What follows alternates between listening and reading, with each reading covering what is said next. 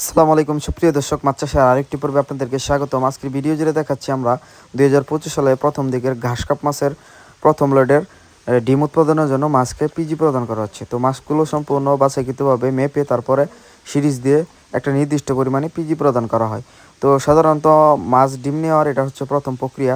তো আপনারা যারা মাছ চাষের সাথে যুক্ত আছেন, বিভিন্ন দেশে বিভিন্ন জেলাতে ভালো মানের রেনু খুঁজতেছেন, আমাদের কাছ থেকে সংগ্রহ করতে পারবেন। ঠিকানা ময়মনসিংহ ত্রিশাল। আমাদের দেখেন অভিজ্ঞ টেকনিশিয়ান দ্বারা আমরা রেনু পোনা উৎপাদন করে থাকি।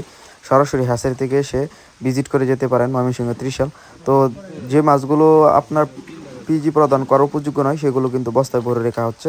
তো আর বাকিগুলো কিন্তু এই দেখেন ওজন করা হচ্ছে, মাছগুলো ওজন দেওয়া হচ্ছে।